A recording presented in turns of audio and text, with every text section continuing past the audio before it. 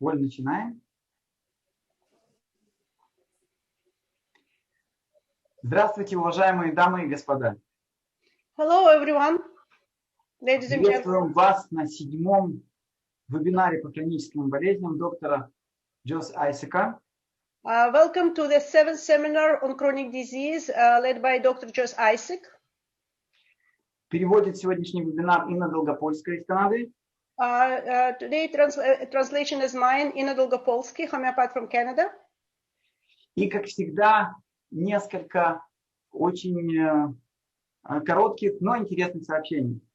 Следующий вебинар состоится 9 июля в 17 часов по Москве.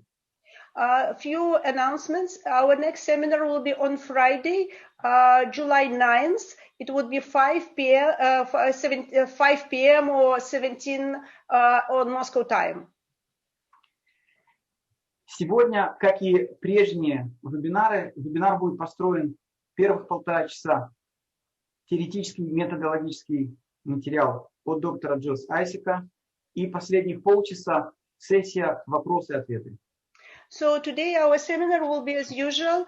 First hour and a half would be theoretical part of chronic disease from Dr. Джос Айсек, and the last 30 minutes will be for questions and answer session.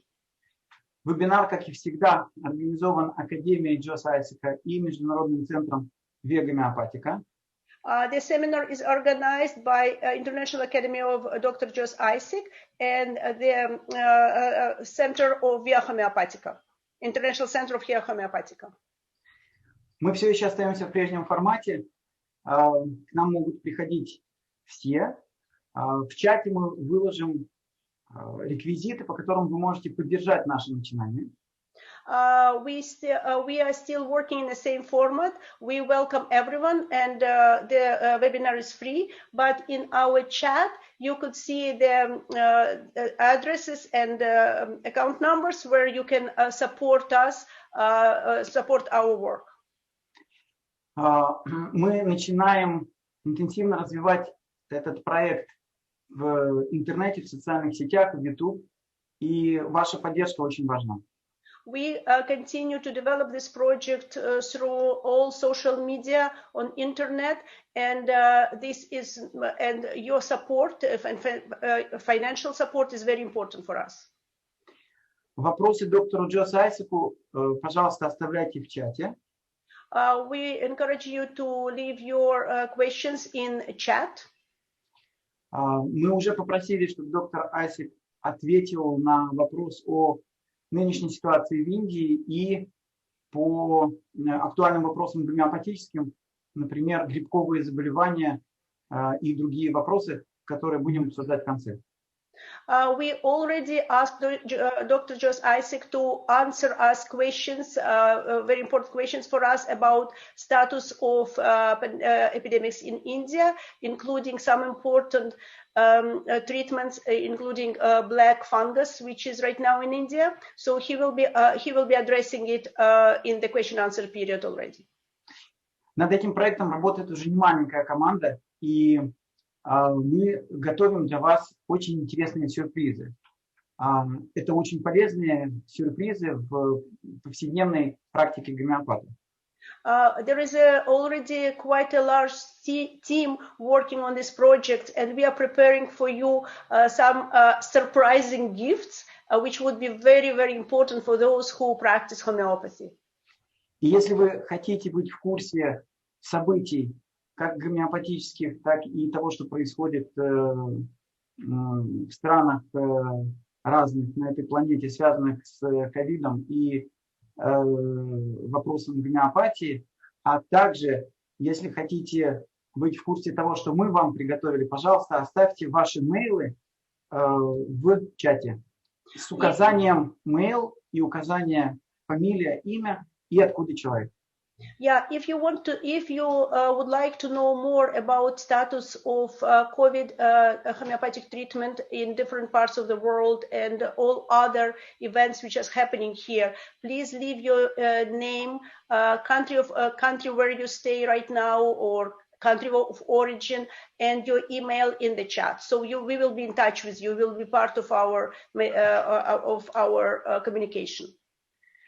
А сейчас я передаю микрофон доктору Джос Айсеку. Доктор Джос Айсек, welcome and thank you for being with us.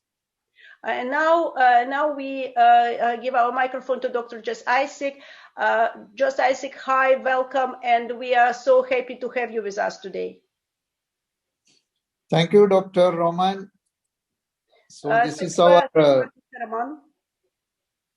sixth seminar on the treatment of chronic diseases. Seventh seminar. It is Okay. seventh.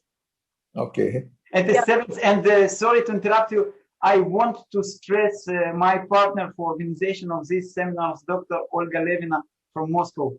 Olga, thank you very much for your support. Yeah. Это сегодня седьмой семинар, и я хочу отметить моего партнера по организации этого семинара, доктора Ольгу Левина из Москвы. So in the few seminars, we were talking about the miasms, the selection of the remedy, and how in different situations, how we can arrive at the simillimum, etc. До этого мы обсуждали вопросы миазмов, мы говорили о подборе препаратов и как можно достигнуть симилимума в разных ситуациях. But when we talk about the simillimum, it is not only the similarity of symptoms. Но когда мы говорим о симилимуме, это не только подобие симптомов. It is not only the similarity of symptoms to the patient's symptoms, but also it includes potency selection and dosage. Это не только, когда мы говорим о подобии симптомов для пациента, это не только выбор препарата, это выбор потенции и дозы. We all know that many of the remedies are used by many other systems of medicine also, like aurum, silver, aluminium, platina, and many herbal things. The same remedy is used by other systems of medicine also. Мы знаем, что некоторые препараты, которые у нас используются, например, аурум, платина, меркуриус, многие другие препараты, которыми мы используем, они тоже используются в других системах медицины. But the difference between homeopathy and other systems are, homeopathy is the only system which is using medicines in the potentized form. Но разница между гомеопатией и всеми остальными системами заключается в том, что мы используем препараты в потенцизированном виде. And homeopathy is the only system which is using the action in the subphysiological level. И кроме того, гомеопатия использует действие препаратов в субфизиологической дозе, в дозе ниже физиологической. But later on, even now in vaccination, they are using the attenuated vaccines now. Сейчас даже в вакцинациях используются то, что называется атенуированные вакцины, ослабленные вакцины. That's why we say vaccination is in between isopathy and homeopathy. Мы говорим, что вакцины где-то находятся на полпути между изопатией и гомеопатией на самом деле. Partly isopathy, partly homeopathy. Где-то на полпути между изопатией и гомеопатией. So, the selection of the simillimum means the corresponding or the similar remedy, similar potency, and minimum dose. Поэтому в гомеопатии мы говорим, что главное в гомеопатии это использование подобного препарата, подобной потенции и минимальной дозы. We cannot say that remedy is just remedy selected on the symptom similarity is a complete simillimum. Мы не можем сказать, что подбор препарата только по подобию симптомов является полным подобием. So simillimum includes the similar remedy, the potentized remedy, then administered in a minimum dose. These three things should be there. То есть все три вещи должны присутствовать: подобие симптомов, подобие потенции и минимальная доза. Many people are using different potencies. Some are low potency users, some are high potency users. There are many things like that. Люди используют разные потенции, разные формы потенции, некоторые высокие, некоторые низкие. But you need not be prejudiced to any potency at all. Но у вас не должно быть, скажем так, предпочтения или какого-то предпочтительного использования какой-то одной потенции. Except in one case. Только в единственном случае. That means there are certain remedies which act better in lower potencies. Единственный случай заключается в том, что существуют препараты, которые лучше используются в низких потенциях. We know there are some remedies which are used only in the mother tincture form. Например, некоторые используются только в виде материнских настоек. There are some potencies, some medicines which are used only in the lower potencies. Или некоторые препараты, которые эффективны только в низких потенциях. At the same time, there are certain remedies, especially no source, which are used in the medium or high potencies only. В то же время есть препараты, например, назоды, которые используются только в средних или высоких потенциях. This is because of the nature of the remedy. Это связано с природой самого препарата. So, except in such remedies, we can select any potency we need for the patient. И в этой ситуации мы должны уметь использовать препарат любой потенции, который нужен пациенту. For example, mother tinctures like a trillium pendulum, which is used for uterine bleeding, they used mostly only in the mother tincture form or the lower potency. Например, такой препарат, как триллиум пендулум, который используется при маточных кровотечениях, он используется либо в виде настойки, либо в низких потенциях. In diabetes, sometimes we use cystidium, then Abraham Augusta, gymnoma, such remedies, but it is used in lower potency or usually in the mother tincture form only. Или, например, при диабете используется сизидиум, аброма аугуста или гимнема, и эти препараты используются либо в низких потенциях, либо в виде материнских настоек. And then the nosodes, which are prepared from the disease products, they are also not used in lower potencies.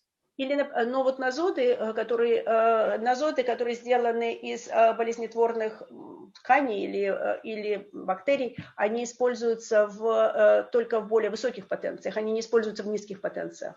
That's why we don't use medorinum or syphilinum or sorinum in mother tincture or in lower potency form. Потому что мы не используем сифилинум, мидаринум или псаринум в виде материнских настоек или в низких потенциях.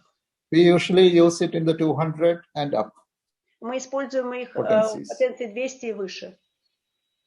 So, accept these conditions. You can use a remedy in any potency according to the need of the patient. Кроме вот этих исключительных случаев, мы используем препараты в той потенции, которая нужна пациенту. Then, as every potency or potency selection also depends on the individualization.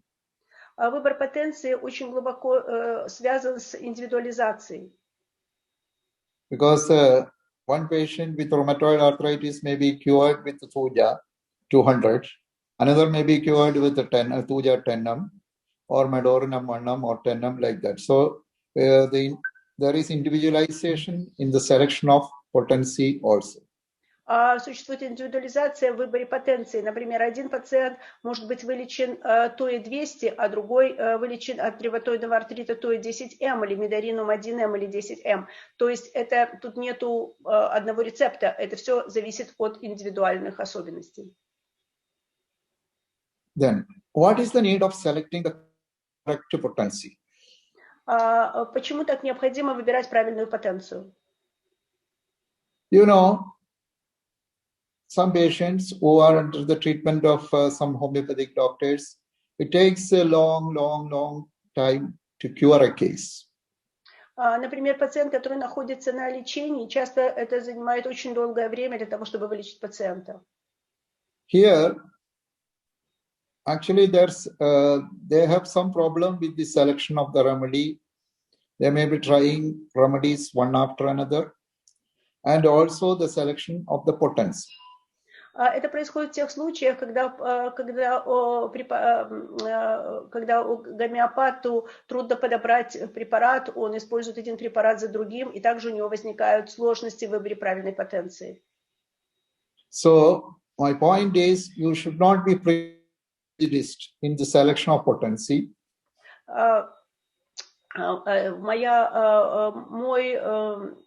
Что я хочу сказать, что у вас не должны быть никаких предрассудков в выборе, когда вы выбираете потенцию. Keep an open mind in the selection of potency.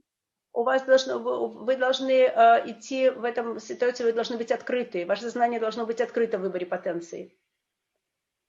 And there are certain criteria for the selection of potency. И помнить о тех критериях, по которым мы выбираем потенцию.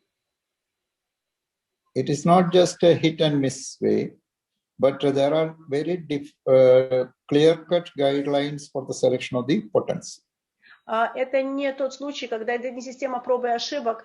Существуют очень четкие правила и рекомендации, в каких ситуациях выбирать потенции. Dr. Stuart Close, in his Genius of Homeopathy book, has given very clear-cut directions for the selection of the potency. Эти рекомендации даны в книге Стюарта Клоуза «Гений гомеопатии». So, what is the need of selecting the right potency? В чем необходимость выбора правильной потенции? If you select the right potency, the cure can be achieved at the shortest time possible. Если вы выбрали потенцию правильно, то излечение будет достигнуто в самый короткий срок. So Stuart Close says, any curable disease can be cured by any potency. Стюарт Клоус говорил, что любая болезнь может быть вылечена на самом деле любой потенцией. But if it is the correct potency, it will be a faster one. Но если потенция выбрана правильно, то это произойдет быстрее. So you can accelerate the cure process by giving the correct potency and dose. Если вы даете правильную потенцию и дозу, вы просто значительно ускоряете процесс излечения. So that is the importance of the selection of the right potency. В этом важность выбора правильной потенции.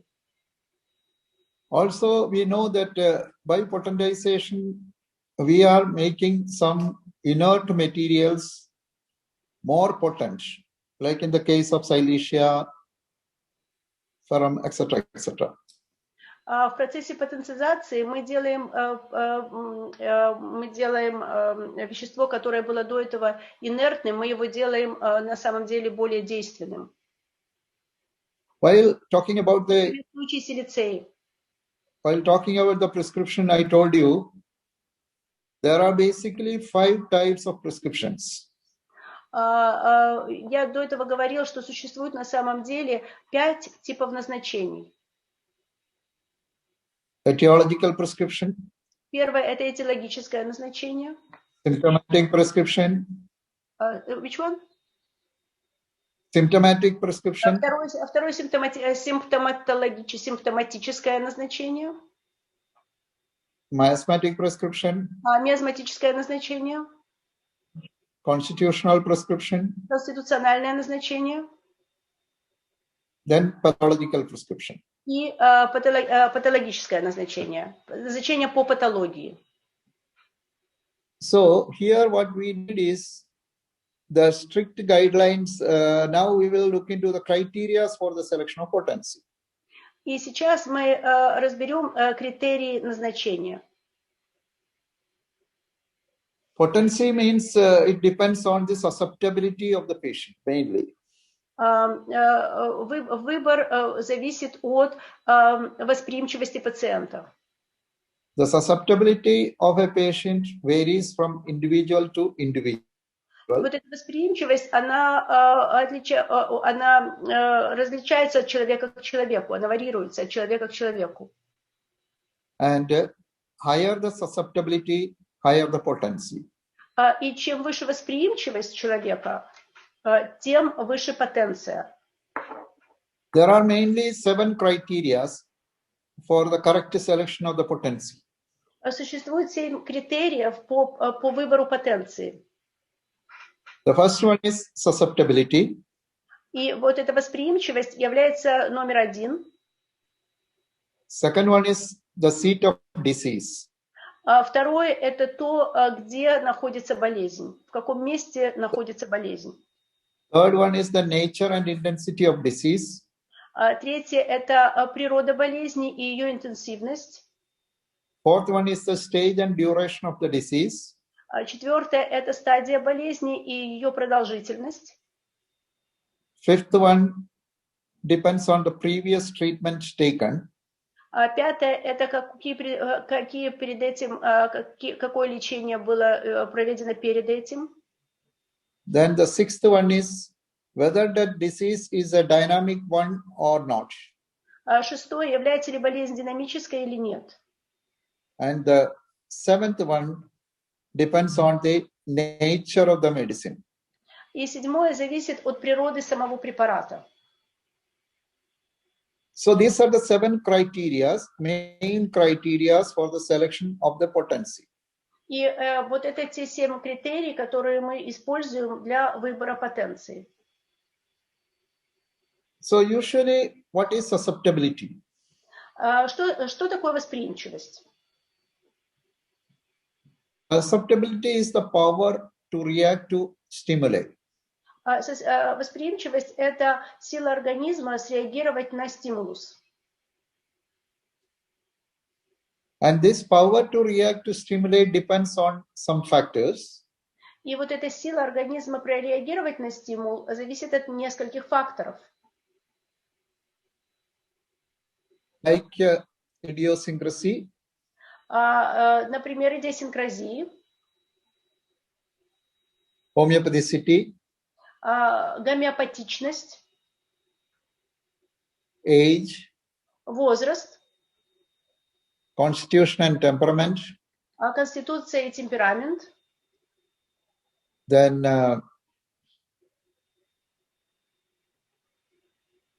habit and environment. Место жизни человека и окружающая среда. Pathological state of the patient. Состояние патологии пациента. So these are the criteria which decides the susceptibility of a patient. И это те критерии, по которым мы можем определить степень восприимчивости человека. So at first there are 7 criteria for the selection of potency, and there are other criteria which decides the susceptibility of an individual. То есть перед этим мы обозначили 7 принципов назначения потенции, а сейчас то, что мы говорили, это 5 критериев, по которым мы говорим о вот первом, которым является восприимчивость человека. So first we will discuss the idiosyncrasy, how it affects the susceptibility. Первое – это то, что мы называем идиосинкразией, и как это определяет выбор потенции, и как это восприимчивость. So idiosyncrasy is explained in the aphorism 117 in Organon of Medicine. Идиосинкразии было описано в параграфе 117 Органона. And here the patients are oversensitive. В этой ситуации мы говорим о понятии гиперчувствительности. Or idiosyncrasy means an allergy to certain things which are not inimical to majority of the people. Под идиосинкразией мы понимаем гиперчувствительность или аллергическая реакция человека на те вещества, которые не являются враждебными всем остальным. Or these patients cannot tolerate things which are normal to other human beings. Или же это то, что этот пациент не может переносить те вещи, которые являются совершенно нормальными и не раздражающими для всех остальных людей. So susceptibility is high in idiosyncratic people or allergic people. То есть вот эта чувствительность, она идиосинкразии выше у людей чувствительных или людей с аллергиями. So you can use medium potency or higher potency in these conditions. В таких ситуациях мы можем использовать средние и высокие потенции. And the second point which decides the susceptibility is homeopathy. Следующим критерием является гомеопатичность. Here, what is homeopathy? Что это значит? The remedy you select is if it is 100% similar to the patient's symptoms. Если у нас есть препарат, чьи симптомы на 100% соответствуют, полностью соответствуют симптомам пациента, the more the homeopathy. Это значит, как бы гомеопатичность выше. And you can use the higher potency. И в этой ситуации вы можете выбирать высокие потенции. Then the next criteria of susceptibility is age. Следующий вопрос восприимчивости – это возраст. Susceptibility is high in children and low in old age. У детей восприимчивость выше, у стариков она ниже. So children needs high potencies.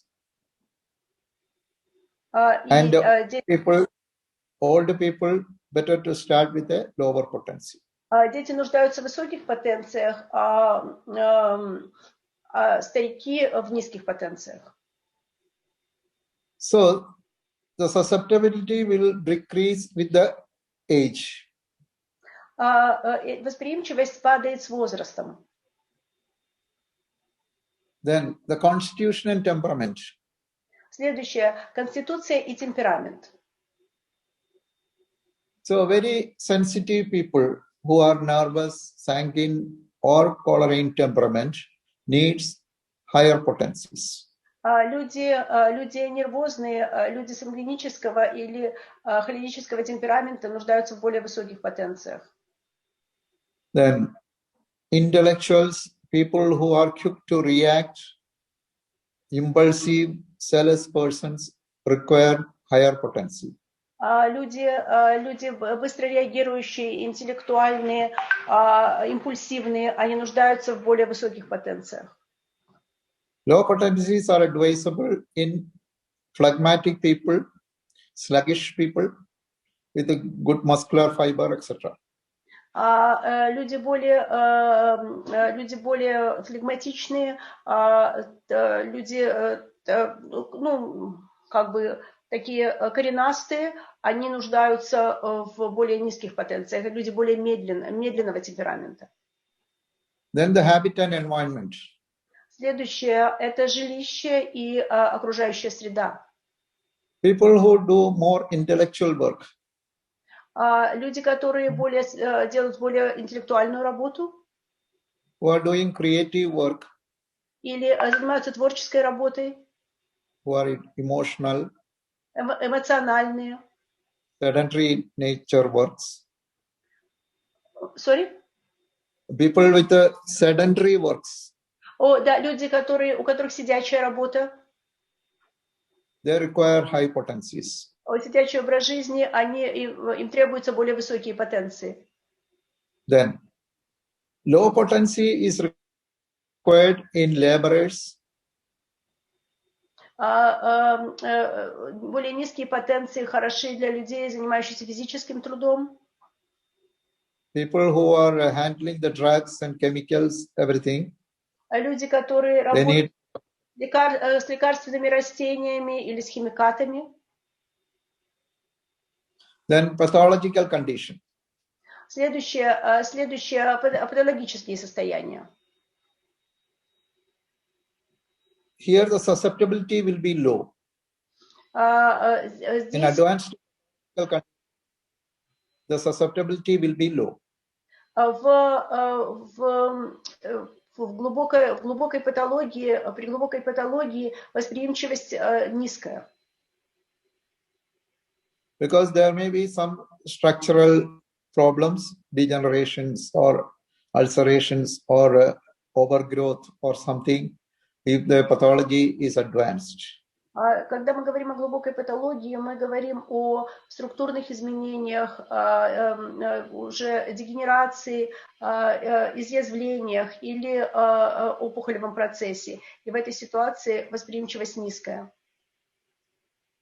So basically, people who have organic changes needs lower potency, and people who have only functional problems needs higher potency. То есть люди, у которых органические поражения, нуждаются в низких потенциях, а у тех, у кого изменения функциональные, в более высоких потенциях. So usually people who are having some other chronic illnesses, when they come to us, it is better to start with a lower potency like 30 or a medium potency like 200. То есть, когда к нам приходят люди с хроническими болезнями, то лучше начинать их лечить с потенцией 30 или то, что мы называем низкой потенцией 30 или средней потенцией 200. Because sometimes we don't know the functioning of their vital organs like lungs, liver or heart or vital organs. We don't know. Потому что в этой ситуации мы не знаем, в каком состоянии находятся их жизненно важные органы, такие как легкие, или почки, или печень и так далее. Сердце. Because they are under medication for so many years. Потому что чаще всего их хроническое состояние уже существует много лет.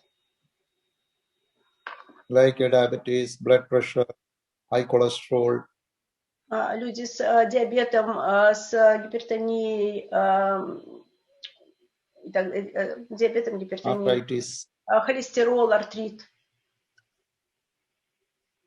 So it is better if a patient is under allopathic treatment for a long time for any of these chronic diseases.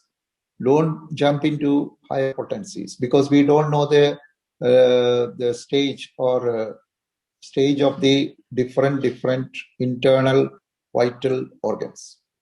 Потому что если к нам приходит пациент, который был длительное время на аллопатическом лечении, то лучше не начинать с высоких потенций, потому что мы не знаем, в каком состоянии находятся их жизненно важные органы, потому что они болеют уже много лет.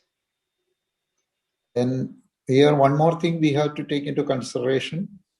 There are some mineral remedies and no sorts which are very deep acting, and we must be careful to start the treatment with such remedies. Кроме того, мы должны помнить, что существуют минеральные препараты, инозоды, которые являются очень глубоко действующими, и мы должны помнить, что начинать с них в высоких потенциях может быть опасно. Надо быть осторожным.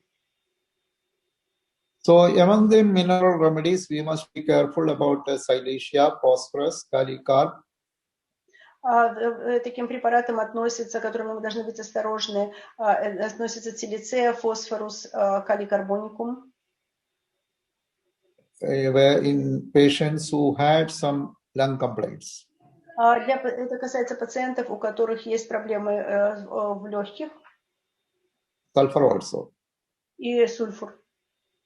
Сюда же относится. We must be careful when we prescribe tuberculinum, sorinum, medorinum, syphilinum, such nosodes in a patient who have some diseases for a long time. Мы должны быть осторожны, когда мы назначаем туберкулинум, медоринум, сифилинум, саринум у больных, у которых болезнь уже длится долгое время. Because they are deep acting remedies.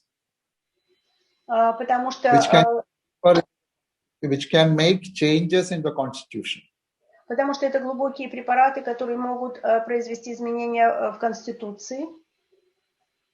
So that's why in Alan's keynote, Dr. Allen writes that it is better to start the treatment of a chronic disease with a vegetable drug.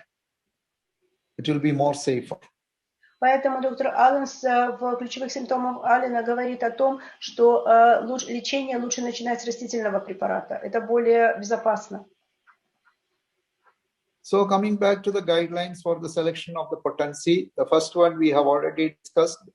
First and the main one we have discussed, that is susceptibility. Вот, значит, возвращаясь к нашему выбору потенции, первый критерий, который мы обсудили, это восприимчивость. Then, now the second point for the selection of the potency is seat of disease. Следующий критерий у нас это местоположение болезни. So seat of disease means in which organ this particular disease is acting, or the sphere of action is very important. Это значит, что затрагивает эта болезнь, где она находится и какая ее сфера действия на организм.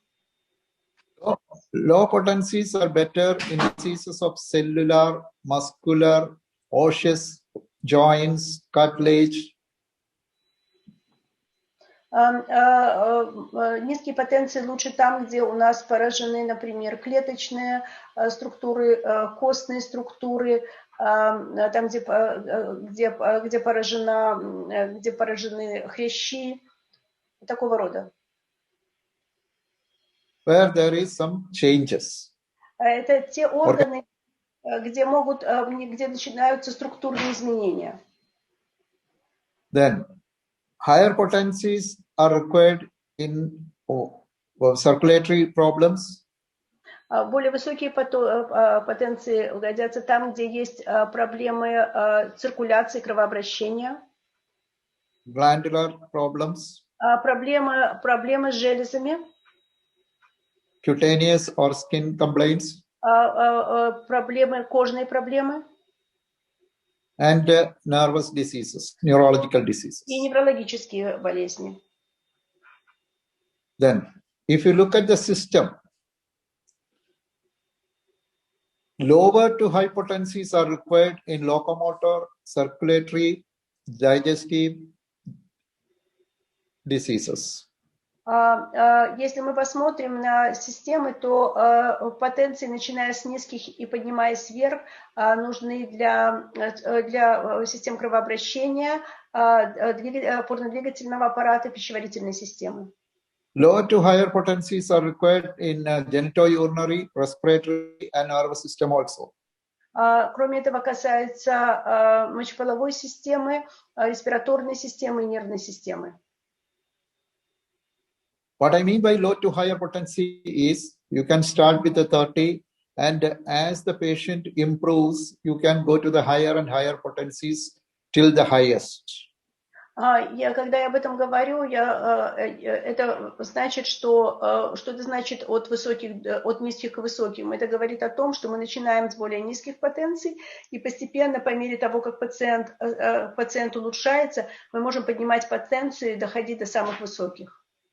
Then, after the susceptibility and seat of disease, the next criteria is nature and intensity of disease. Следующим критерием является природа и интенсивность болезни. Low potencies act better in cancerous conditions and fatal diseases. Cancerous and fatal, yeah.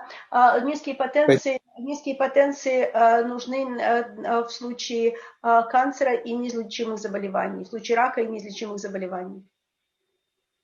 Because here the vitality of the patient will be very low. Потому что здесь жизненная сила и витальность пациента очень низкая. And by starting with a 30 potency or a lower potency, you can bring it up. And then you can slowly go to the higher potency. И здесь вы начиная с низких потенций или с 30C, мы поднимаемся вверх и можем поднять его витальность и потом использовать более высокие. The next is the stage and duration of disease. Следующее это фаза заболевания, стадия заболевания и длительность болезни. Then low potency medicine should be given in terminal conditions. В состояниях неизлечимых болезней на заключительных фазах мы даем низкие потенции. When the patient does not respond to well-selected remedies. В той ситуации, когда пациент не реагирует на препараты, которые правильно подобранные препараты. Then the fifth criteria, that is the previous treatment. Следующим критерием является предшествующее лечение. Usually, if a patient is coming to you with after treating with an allopathic doctor or a conventional medicine, usually they give it in a material plane. Обычно пациент приходит от лечения конвенциональной аллопатической медицины, то лекарства, которые он получал в материальных дозах, и они действовали на материальный уровень. If you want to antidote it, you can give the medicine in a higher potency. Для того, чтобы проантидотировать это, вы можете дать препарат, гомеопатический препарат в более высокой потенции. Usually we give Naxomica as an antidote. Мы часто начинаем с того, что мы даем в качестве антидота нуксвомика. And usually people who are coming after crude allopathic treatment needs higher potencies. И часто пациенты, которые приходят после того, как их лечили вот этими материальными дозами, грубыми материальными дозами, они нуждаются в более высоких потенциях. And there are people who come to us after taking medicines or the over-counter prescription.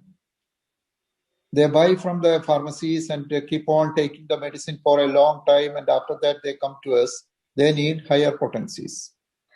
И вот эти люди, которые часто покупают лекарства в аптеке, которые в открытой продаже, они долгое время их берут, и когда они приходят к нам, им нужны более высокие потенции. Then the sixth criteria, that is whether the disease is a dynamic one or a non-dynamic disease. Шестой критерий – это является ли болезнь динамической или нединамической. High potency is required in dynamic or natural chronic diseases to cure. Для того, чтобы излечить динамическую болезнь, то требуются более высокие потенции. Mechanical diseases, the low potency works better. В случае механических болезней лучше работают низкие потенции. For the immediate effects. Для того, чтобы достигнуть скорейшего моментального результата, немедленного результата. And for the remote effects of mechanical problems, you can give high potency. Но в случае отсроченных эффектов механических болезней лучше работают высокие потенции. So these are the main criteria. Это основные критерии. Then the last one is the nature of medicine. Да, последним критерием является природа самого препарата. For example, we don't use poisons and potencies below 30.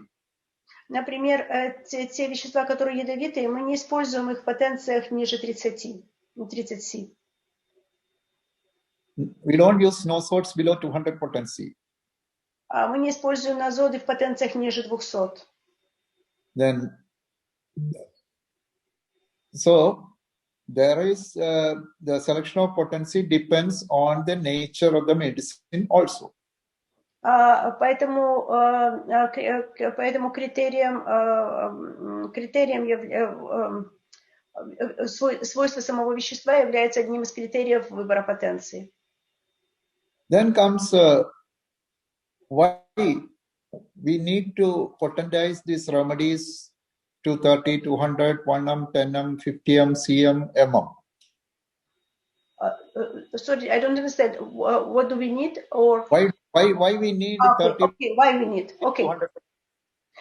Почему нам необходимо все-таки потенцизировать препарат до более высоких потенций 200, 1М, 10М, CM и так далее? Because when the disease goes to the interior, the potency also has to go deeper to the deeper and deeper levels. Потому что когда нам нужно провести воздействие на более глубокие слои организма, то нам нужны для этого и более высокие потенции. Actually, when the problem is purely on the physical level, we need not have to go to higher and higher potencies. То есть, если проблема чисто на физическом уровне, то нам не нужно идти выше, выше и выше.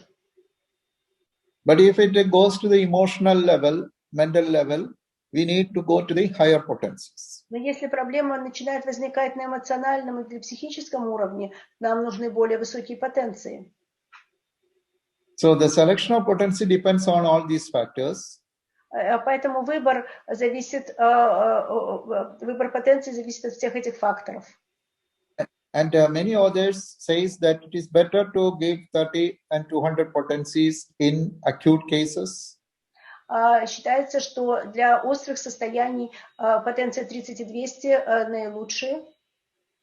And in chronic cases, it is better to go to the 200 and higher. А в хронических случаях начиная с 200 и выше. So this potency selection should go in the ascending order, not in the descending order. И лечение потенциями должно идти с повышением, не с понижением. So depending on the chronicity also, we may have to go to the higher and higher potencies. В зависимости от степени хроники, мы иногда должны идти выше и выше. So these are the general criteria regarding the potency selection. Это общие критерии выбора потенции. And then when we look at our old literature, Hahnemann's case sheets and all, what we see is Hahnemann was using mostly the 30th potency. Если мы посмотрим на работы Ханемана, его дневники, то он вначале использовал в основном потенцию 30. So at that time, the diseases were more in the superficial level, and now the diseases travel to the deeper and deeper layers, to the higher and higher faculties also. И в то время болезни существовали на более поверхностном уровне, а сейчас они идут все более глубокие слои системы организма и идут все глубже и глубже. During Hahnemann's time, he said 7/8 of all chronic diseases are due to psora. Во времена Ханемана 7/8 всех болезней, по его словам, относились к псоре. But now we don't find a single miasm. Но сейчас мы редко встречаем человека с одним единственным миазмом. We see multiple miasms in patients. В каждом пациенте мы сейчас видим более чем один миазм, множественные миазмы. And the disease has gone to the deeper layers. И болезни идут более глубже и глубже. Then some people just prescribe a higher potency from the very beginning. Некоторые врачи назначают высокие потенции с самого начала. But in Ken's philosophy, Dr. Ken says, it is better to start the treatment with a 30 potency and assess the susceptibility of the patient, then go to the higher and higher. В работах Кента доктор Кент говорил о том, что лучше начинать с потенции 30 и постепенно подниматься, тем самым повышая восприимчивость или чувствительность пациента. Because in practice, what we see is around 20% of the patients stop taking homeopathic medicine after taking the first prescription. 20%. 20%. На самом деле на практике мы видим, что примерно 20% пациентов останавливают гомеопатическое лечение после того, как они после первого назначения препарата. This is mainly due to the severe aggravation after taking the first dose. Это может быть связано с тем, что после назначения после первой дозы у них возникло сильное обострение. So, as a practitioner, you have to be very careful in the very beginning.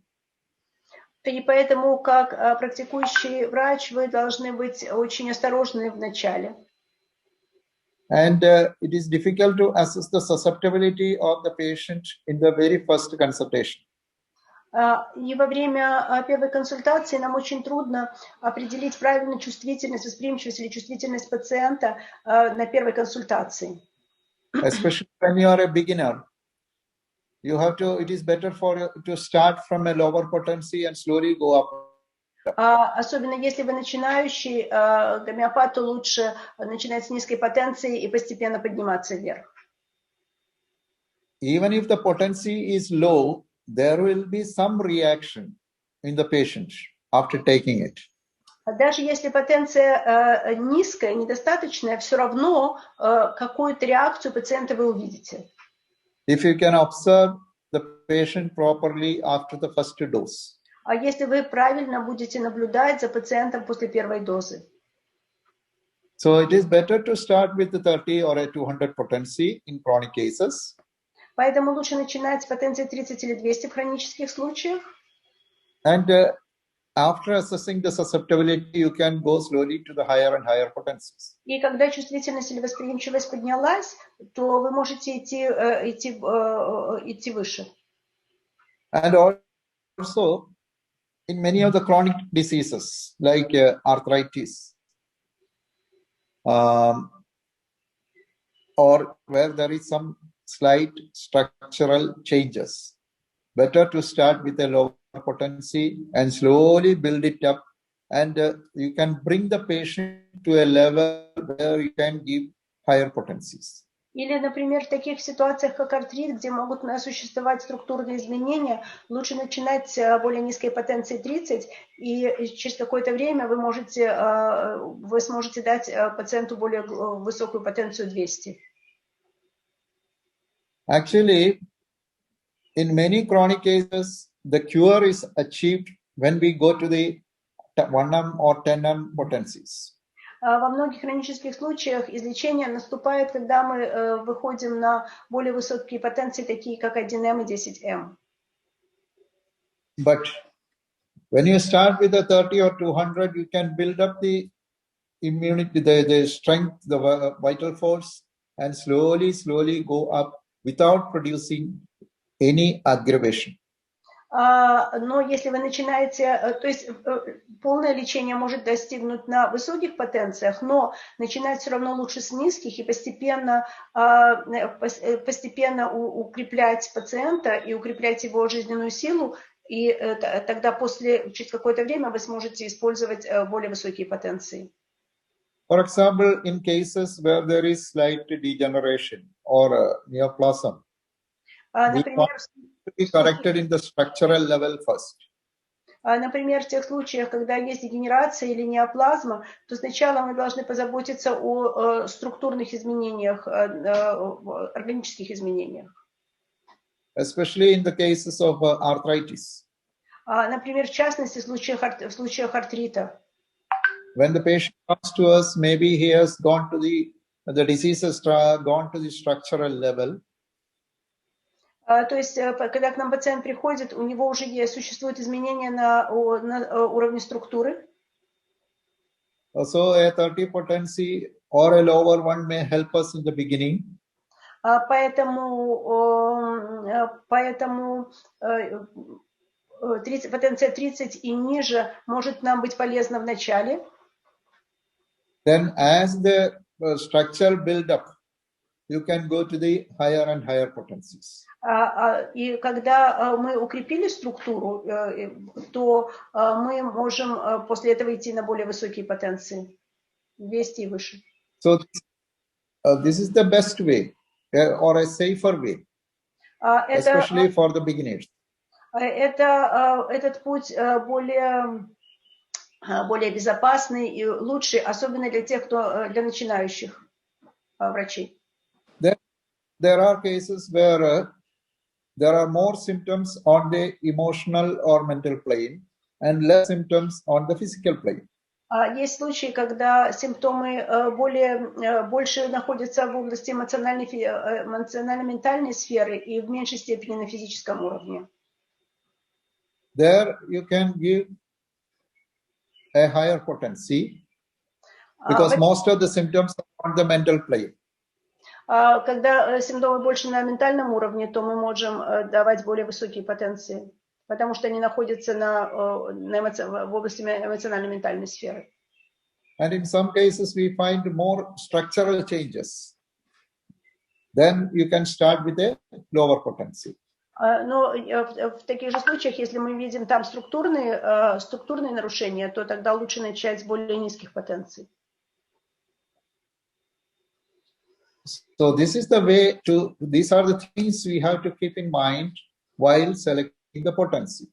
То есть все это то, о чем мы должны думать, когда мы выбираем потенцию. But with years of experience and good practice, you may be able to arrive at the correct potency from the very beginning itself. Но за годы практики и опыта вы сможете выбрать правильную потенцию с самого начала. But when you are in doubt, don't go to the high potency in the beginning. Но если у вас есть сомнения, не начинайте с высоких потенций. So I think I have covered almost all the aspects of potency selection, and now we will go to the question and answer session. Я закончил все критерии, свою лекцию по критериям выбора потенции, и сейчас мы можем перейти к вопросам и ответам. Ин, подними, пожалуйста, камеру, тебя не видно, наполовину видно. Да, сейчас, секундочку. Спасибо. Сейчас, секундочку. Я сейчас увижу себя. Сейчас видно? Сейчас очень хорошо. Хорошо, отлично. Вопросы есть мне выслали вопросы? Да, я вижу. Окей, хорошо. Окей. Dr. Джос, maybe you can start from giving us update on India and treatment of patients in India now and this complication, something like black fungus. Я попросила доктора начать с вопроса, который, наверное, всех интересует. Это состояние Индии, лечение ковида сейчас в Индии и, например, таких ситуаций, как черный грибок, черный фангус. See, actually, we had some discussion on corona in the earlier lectures. Now, what is in the beginning, what we saw is as complication of corona, people are getting pneumonia. Мы с вами уже обсуждали вопросы лечения ковида раньше, и мы говорили, что раньше осложнением лечения коронавирусной инфекции были пневмонии.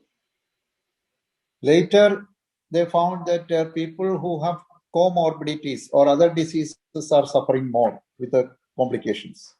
Сейчас мы видим, что те люди, у которых существовали коморбидные состояния, они больше страдают, у них больше проблем, у них больше осложнений. And actually, we have some post-COVID syndrome where the patients had a severe weakness. Мы сейчас видим много постковидного синдрома, где у пациентов развивается очень сильная слабость. Then fibrosis of lungs. Фиброз легких. Then they had this people who have diabetes. problems.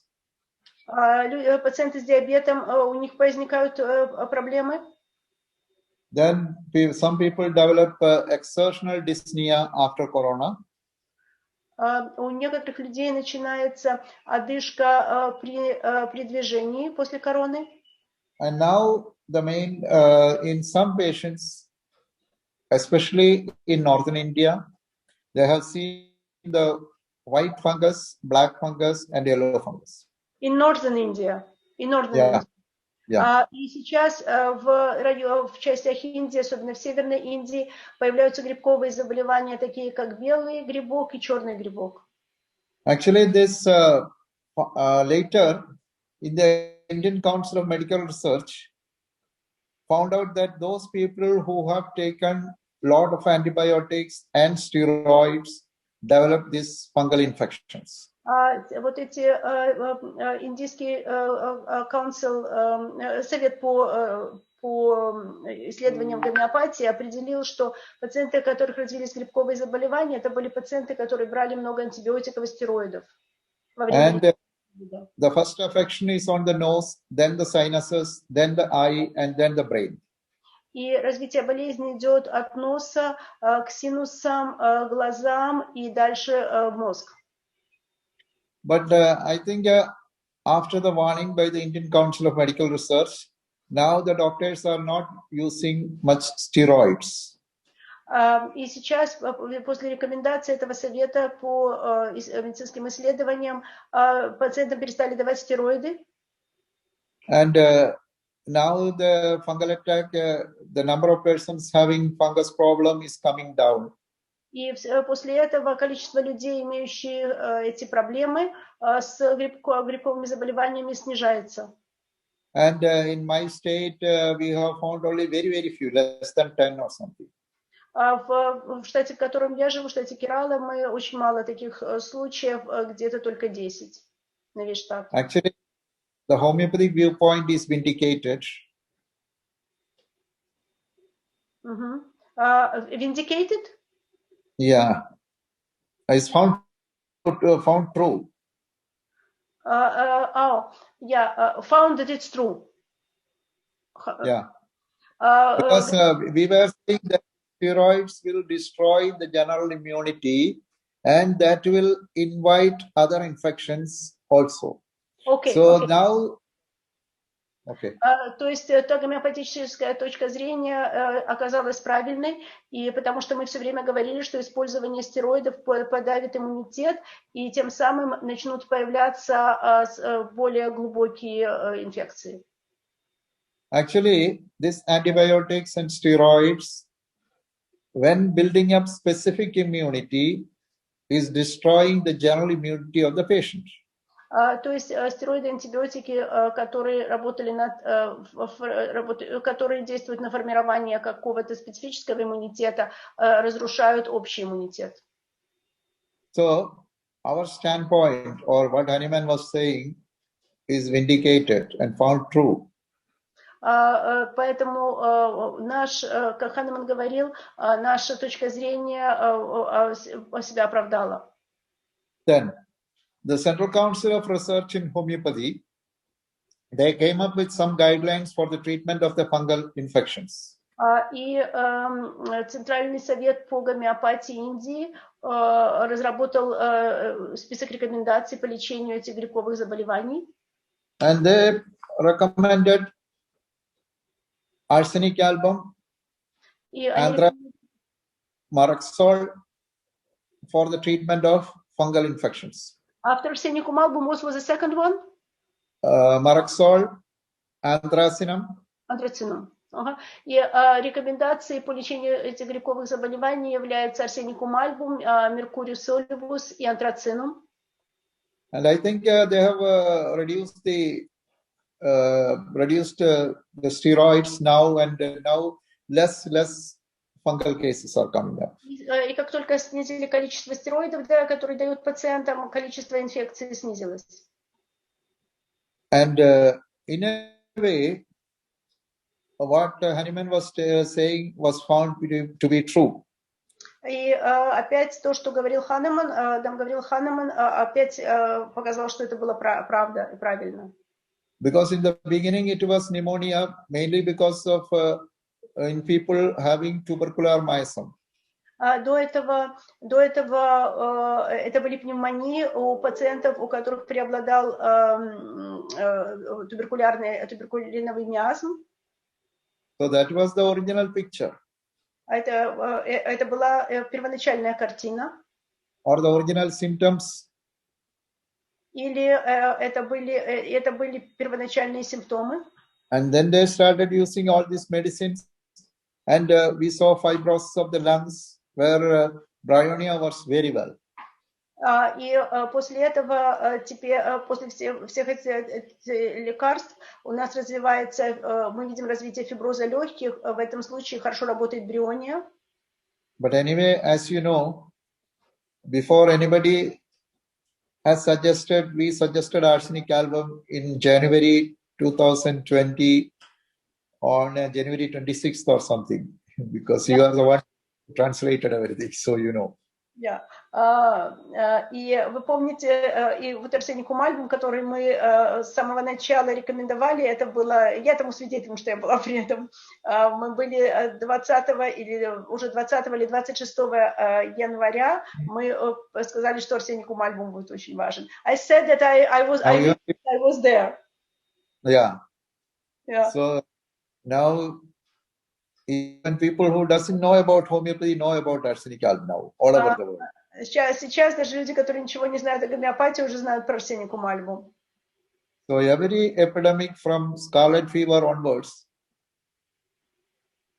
helped homeopathy to grow. Мы знаем, что каждая эпидемия, начиная с эпидемии скарлатины, которая была описана, помогали гомеопатии развиваться. Because we select the remedy according to the symptom, we can treat any new disease. Потому что так как мы назначаем препараты по симптомам, мы можем лечить любую новую болезнь. Whether it is a new variant virus or a old one or whatever it is. Неважно, это вирус, новый штамм вируса или нет, это не имеет значения. Actually, nowadays, many people are not going to the hospital at all. Because whenever they get this, they go to a homeopath and get cured in 3 days. Поэтому сейчас очень многие люди в Индии даже не идут в госпиталь, если они заболевают, они идут к своему гомеопату, и за 3 дня их вылечивают. And even 1000 allopathic doctors died in India. Сейчас умерло maybe less than 20. Порядка 1000 аллопатических врачей и, может быть, только 20 гомеопатических врачей. Anyway, the death rate in India is very low, less than 2%. Сейчас уровень смертности в Индии достаточно невысокий, меньше 2%. And you know, the United States, where the population is only 10% of that of India, they have a great percentage of death. И если нас сравнить с Соединенными Штатами, общее население Соединенных Штатов только 10% индийского, у них был более высокий уровень смертности. Because the alternative systems are not well developed in America. Потому что в Америке альтернативные системы не так развиты, как в Индии. It is 100 years now since they closed down all the colleges of alternative systems in 1920. Прошло 100 лет, как были закрыты все колледжи, которые учили альтернативной медицине в Америке. Now they are paying the price for that. И сейчас они платят за это, платят цену за это. I think everything is clear. Я надеюсь, все это понятно.